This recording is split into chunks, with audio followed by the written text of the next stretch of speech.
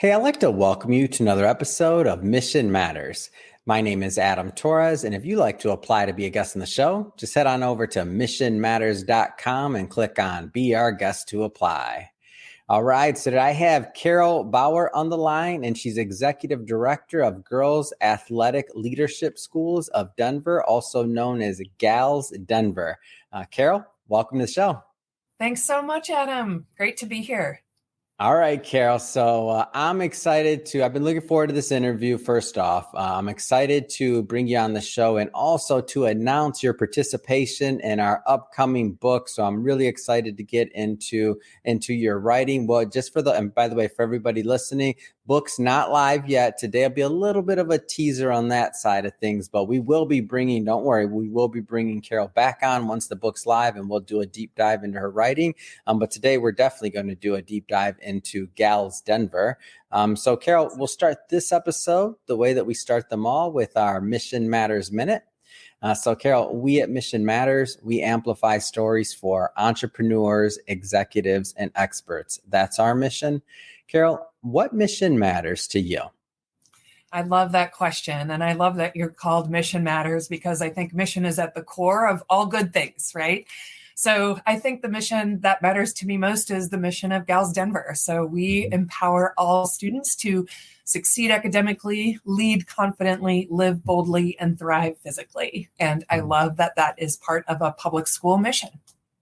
Amazing. And love having an educator on the line today. And I want to know what it's like running a school. So we'll talk about that. But where did all this start for you? Like whether it was getting into, the nonprofit side of things or schools and education in general, like where did it start for Carol? Yeah, it started in college. I was always, and even before that, I was always someone who did volunteer work for a lot of different reasons. At first, it was because I thought that's what everybody did. And then it really started to focus in on me wanting to make change in the world and focus on social justice and create opportunity and equity where we weren't seeing that. And the story goes that I was working in a work study job at college, and there was the executive director of a national nonprofit organization brought an internship job posting to make photocopies to post up around the campus. And I was like, what is this? And so applied for that internship, and I've been working in nonprofits on the national level, on the local level, on the philanthropic giving level, on the direct service level, the advocacy policy level for about 30 years now. So that's how that started. And then I think really quickly into my professional career, I just really believed in the idea that everyone is a lifelong learner, and that education happens to us all every day. And we don't necessarily have to be in a school building for us to be learning. And I think that humans we're sort of unfinished beings our whole lives, right? Like we always have room to grow and learn and change and empower and all of those things. So that's how I skipped into it 30 years ago. It's a great story, and I wanna stay there for a bit, because I know there's people that are watching. So because you've managed to make a successful career out of it, I mean, you have a lot of different experiences, and I know there'll be some people that are watching this that are maybe a little bit earlier in their career, or they're just kind of getting started, getting it figured out. And so, if you were to talk to that Carol that was maybe just getting started in the nonprofit or education side of things, like what kind of advice would you give her? With the benefit of hindsight, that we can all learn from? Yeah. I think the thing that I've learned the most is that there's something serendipitous about finding your next place in the world, right? Like when you're looking for a job, they also have to be looking for you. Or when you meet someone, they're also meeting you, so there's a lot of serendipity in that. And I think that I would say, like, you just need to sort of lean into what's happening around you, and things will come to you. But also you need to look for it. So like, make sure you're paying attention to what you passionate about, and just seek out different opportunities that might be in that area. And I think the other thing is that I never was looking for the perfect job. Like I didn't have an image of that in my brain, because I don't know that that exists necessarily. And I think any job provides you the opportunity to give of yourself, to learn from where you're at. And so I know that I took a couple jobs that I was like, is this really what I want to do? And I ended up learning so much about either what I Wow. wanted to do or not do, or what my strengths were, or what my growth edges were, right?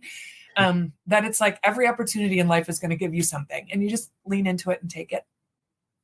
Lots of pearls of wisdom in that one, Carol. So I completely agree with you. And going even above that, like in terms of like the space, what you just said, that's just life advice. I don't care if you're going in, if you're an Yeah. entrepreneur, nonprofit, I don't care what you're doing. Like I think especially when we think of those early years, and as you're saying this, I'm like, yeah, I probably did a couple of things where I'm like, okay, I'm not doing this for life. But then looking back, you're like, oh my gosh, it could have been the manager there. It could have been the process you learned. It could Or have I'm been so the glad I people did you that. helped.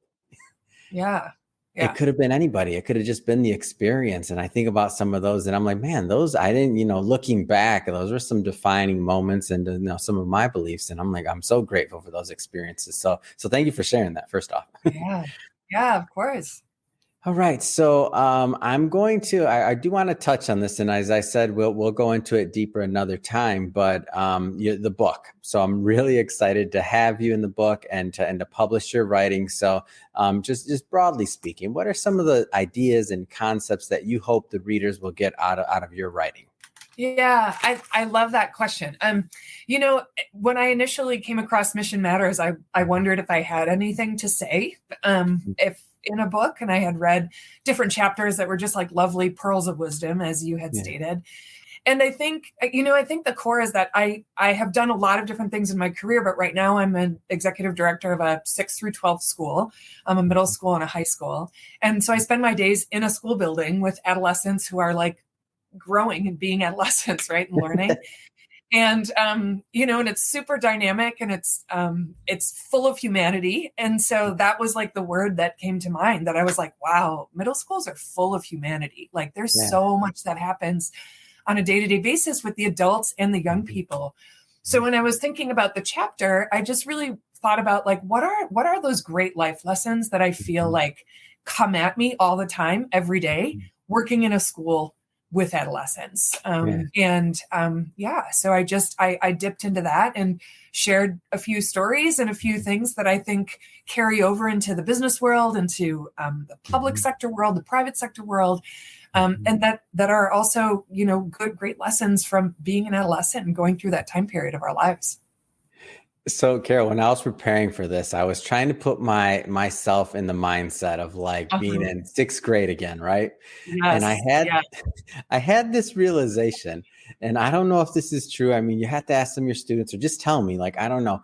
When we're that age, we already think, because we have our perception of ourselves. So like, I thought I was an adult then. Like I was thinking about, I did. No, I don't know if it's just me, but I had my first not first, many businesses in probably by then, but I remember selling t-shirts and like airbrushing shirts and all these other things. And I'm like, I had a little business going, and that was a really serious thing to me in 6th, 7th, and 8th grade. And I was thinking to myself, I'm like, I had no perception that I was like this little kid. I must have looked so funny. So when you say there's like, this humanity, or there's like things going on, to me, like for the kids, like that's that reality, like not saying they're adults, of course. So I'm kind of joking at the same time, but like, it's such an important, like pivotal age for development. Am I off on this or?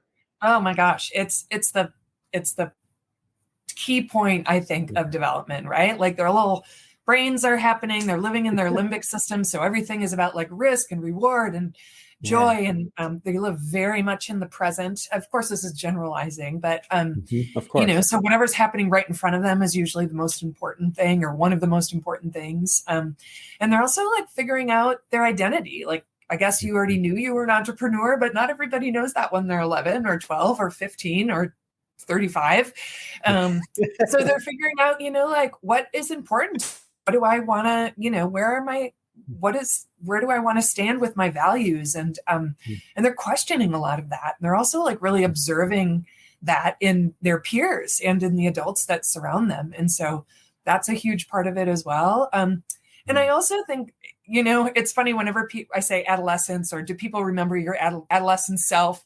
A lot of times people are like, ooh, and I'm like, no, adolescence can be so, like, it's so messy. That's what makes it joyful. Yeah. and that it's just, in every moment you can pull something that you'll be able to use for the rest of your life. And so, yeah, but the other thing about working with adolescents is like how important it is to be intentional with Mm-hmm. them, and with yourself as an adult, and with adult peers in the building. And I think that that's also like that Mm-hmm. huge lesson that transfers to us into adulthood is like, you need to be intentional about what you say, what you do, how you interact, like how Mm-hmm. you respond in every moment, Yeah. and so much comes from that. And you give so much back to community when you are intentional about who you are and how you are in community. Yeah, I get it totally. And like I said, in preparing for this, I was putting myself in that little kid Adam's shoes again. I'm like, wow, Yeah. I never realized like what an important time period that was in my life. As adults, we older and older, we look at different things and we don't maybe reflect that far back. It was fun to Yeah. reflect that far back and see what was going on in my head. But I think there's also great transition. So I do want to get into Gals Denver. So you mentioned a little bit about it. I want to go further, and I have some other things that I just want to know, like what's it like running a school. But Yeah. tell us a little bit more about the school to start off with, please. Yeah, such an amazing special place. So Gals Denver is the first and only gender-focused or single-gender public school in the state. And the design of the school is a super unique school model. So instead of, thinking about how we could create space for adolescent young women primarily, or gender non-binary students as well, or part of our community, like how we can make space for them to be their best selves in their current life into the future, right? Yeah. And so our founders, it started with this research around how connected your mind and body are. And so the idea that physical wellness and physical activity has so much impact on who you are, and how you're able to show up in spaces. So the school model focuses with a movement-based pedagogy. So we all do movement in the morning together, adults and young people. And then we incorporate movement into the teaching of our lesson plans all throughout the day, so that students know and understand that their body can focus, it can intake information, it can process information. And then that combines with sort of like a powerful academic curriculum. And then sort of the third big thing that we combine is a focus on what we call positive gender focus. And that's really taking that whole child viewpoint and doing some really specific and strategic things around social emotional development, mental health, leadership development, curiosity, joy, competition, creating spaces where students can be exactly who they are and can explore who they want to be and grow into that.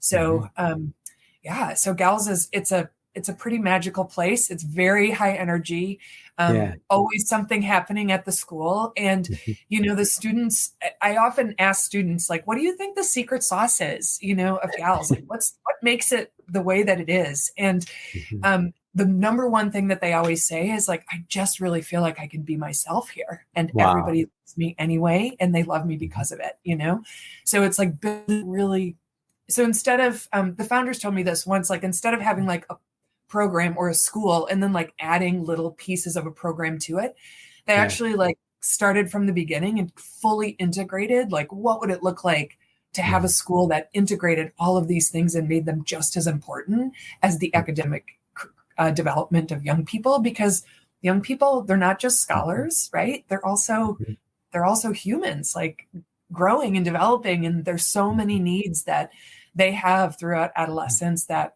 if you have a little bit of a unique school model, you can really create some incredible growth opportunities for young people.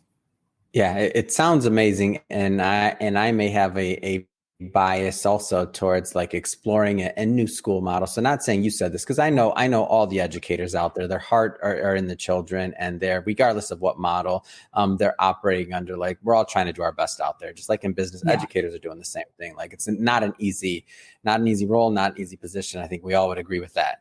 But Yeah. I was a product of when I was thinking back about, Gals Denver, and then my, again, middle school experience. I went to the first charter school in Michigan, dating myself there. It was like I think Governor Engler project back then. And it was a completely different model. It was a different way of learning. And so I've always been a fan of, and my mother was in education for, as a counselor for, I don't know, 30, 40 years at another type of charter school or pilot school. So I've always kind of been really fascinated, interested in different models and seeing like the outcomes, because I've seen the differences they've made in people's lives, mine included, and just understanding that, maybe some of the traditional model was designed for a time period that we're not exactly in anymore. This isn't, industrial revolution anymore. We're not all graduating and moving on to factories, right? So a lot of the basis of what the original core school model was built on.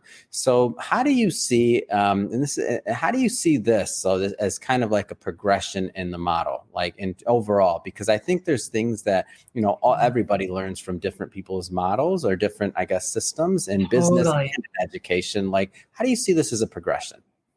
Yeah. I mean, the thing that I often say is that like not every school is right for every student, and named it, there's a lot of different school models.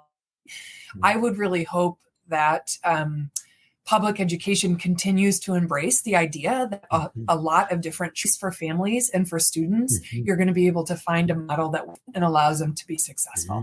So like when we talk to families, some of the things that they say is like, of course, I want them to learn. I want them to have the best academics they can possibly get. And good Lord, this is middle school. I want them to want to go to school and I want them to be happy. So like, can that also be part of what's happening? Because they don't come to school to learn. They come to school with their full brains and bodies and emotions and ideas and all of those things. So it's, as an institution, like we're not just about reading, writing, advancing. We're hugely about that for sure. And that absolutely is a focus. But like, there are things that you can do with a school model. And by supporting really, I believe the most magical silver bullet in public education is your front-facing teachers and support staff in the buildings. I mean, they are the ones that make it happen, right? And research tells us that if you have an amazing teacher 3 years in a row, like your trajectory just goes incredible places. So like, what are we doing in public education to make sure that first, our teachers are really viewed as incredible professionals that have an amazing craft that they continue to hone every day, in addition to just having the hugest hearts of people I have ever met, right? And like, how can we surround them with an institution of public education that instead of, or that is as supportive as that it can possibly be, right? Like, of course, we need benchmarks and we need to be compliant around certain things, but we don't need to be rigid, and we need to stop and slow down and remember that, that school buildings are full of human beings, adult human beings, young human beings. And so I think that like the school reform, what people say that, the charter school movement was part of that, some people love it, some people hate it, but really we're all here to like support students to be their best selves and to be the most amazing humans in the world when they, when they leave public education. And the adults who run schools are like the ones who are putting in so much blood, sweat, and tears to make that happen in the best way possible. So, so I fully believe in like, you meet the kids where they're at, right? And you do whatever it is they need. And as an administrator in a public school, like I need to give support to my teachers, my staff, my families with whatever they need to make sure students can be their best selves. And that looks a lot of different ways, but that's really what it's about. That's the mission of our schools. So you mentioned that, children are more than just scholars. And so this approach of, the entire student and some of the other things that are either in the curriculum or otherwise, can you expand on that a little bit? Just because I feel like that's a new concept to maybe some that'll watch this, especially coming from, an educator, an administrator, that, students are more than just scholars. Like, can you expand on that? Yeah. So they're full human beings, just like I'm more than a school administrator. Like I am a really good friend. I am a writer. I am somebody who's super curious. I'm a mom. I'm a daughter. I'm a sister. I'm all, I'm all of those things. I'm also on my own journey. Like I'm not finished learning. I'm a learner. So Yeah. I'm a role model, like all of those things. Right. And so when young people come, they are scholars, they're there to learn. And they're also a friend and a daughter and a sister and an auntie and a godmother and like all of these things. And I think there's a lot of lessons you can learn in academics. And there's also a lot to be said about being really intentional about calling out social emotional relational development in young people, right? Like during their adolescence, that's the magical time that happens. So one of the things that we incorporated into our school model is we have a core curricular course. It's called Gals Series in our middle school and Gals Action in our high school. And it focuses on the development of young people. So it's actually like, it's an academic class, but it focuses on social, emotional, and relational development. It focuses on problem solving, on being in positive relationships, on restorative practices. It focuses on using your voice for good. It focuses on advocacy, on mindfulness, wellness, goal setting. Intentionality, values, like all of those things. And so like creating intentional space where you can have those conversations with young people, they build the vocabulary, right? They build the toolbox of what it means to disagree with someone and still be able to have like a really intentional and powerful conversation. So that's like one way that we like really focus on making sure that our adolescent souls and, brains are developing in a more way than just the academics, although that is super important. That's not all that students care about. And we said in the beginning, Adam, like adolescents are generally living in the present, which literally means like whatever is happening directly in front of them. So if they are hungry, if they're fighting with a friend, if they had a trauma in their family, if that there's something happening in the world that's bothering them, like all of that gets in the way of them being their best selves and their best academic selves, right? And so if you have a school that can surround them intentional space to help remove some of those barriers, then they're going to be amazing scholars and they're going to build this other toolbox to be amazing humans out into the world. Wow, what a model. And as I'm listening to you, I'm like, where was this when I was a kid? I can't even imagine at that age, like in my own development or anybody like that. Like I know some of the people are watching this and listening to this and they'll think the same thing. Wait a minute, we're teaching, adolescents about mindfulness, about like things like this. Like that's a whole nother, I didn't even really kind of understand or get into that concept probably till college. I'm like, what if I would have been thinking about that? And that's just my personal journey. Maybe others had it introduced earlier, but what if that was part of, my experience at a younger age, just in general? Like, wow, what an amazing thing that can do for emotional health, for everything. Like that just opens up a whole nother perspective and way of thinking and being. So I'm jealous. I'm like, hey, these kids these days, they're spoiled. I don't know, Kara. I always spoil kids in their amazing curriculum. Hold they on. should be spoiled. You should spoil them. When I was a kid, I used to walk to school each way down. Well, I forgot how to do. I don't even know the saying, right? I don't even know, but I know I was told both ways uphill. Downhill or uphill, both ways, right? I mean, big fan of what you're doing, though. Seriously, at Gals Denver. So, have to ask the question: what is it like being in charge of all those kids and running the schools? What's that like? Yeah, it's a lot. It's a lot. Is it a lot? I mean, it's a lot. I know. I'm like, where do you want to start? Like, you only asked me for a chapter. I could have written a book, right? No, so I know. A tome. Yeah, I mean, I think too. It's focused on positive gender focus. So it is an all girls space. We do have gender non-binary and trans students who are huge and welcome in our community. But that I think like lays this platform to create a space where there's just a lot of stuff that gets removed. Like one of their students said, Miss Bowar, like in the gals community, I don't have to show off or be put off by anybody else. Like I can just be myself. And like what that means in a space where students are trying to learn, like that's an amazing thing. But as an administrator, public education it's a relational institution, and it's sort of squished into a business model still. Like you were talking about how it, free public education really started in the Industrial Revolution to make sure people had what they needed to either, stay in the upper class or get into factories or whatever it was.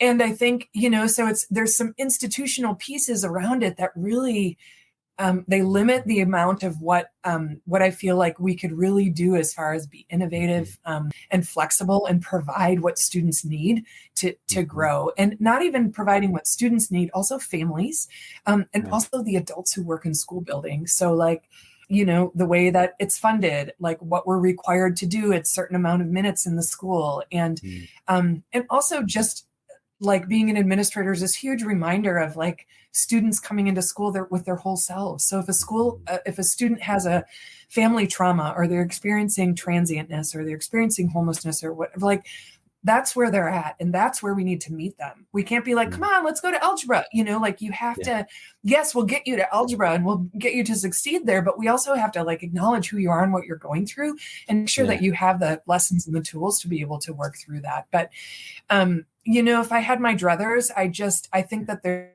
so much opportunity right now, especially coming out of COVID pandemic, where the world really saw in a different light, I think, what schools do for families, for young people, and for adults in the world. And schools had so much pressure on them to continue to like have learn the same way that they used to learn, when teachers were asked 100% pivot their craft, like lesson plans in person are really different than lesson plans online, and accountability and responsibility in a classroom is really different than it is on a video screen. Right. So I don't know that we're at a place where we should really be continuing these conversations about school innovation, about school design, about what schools are expected to do for students and families, and how can we support them to be those things, and make sure that students have what they need to be able to be successful, and make sure that schools and teachers and support staff in buildings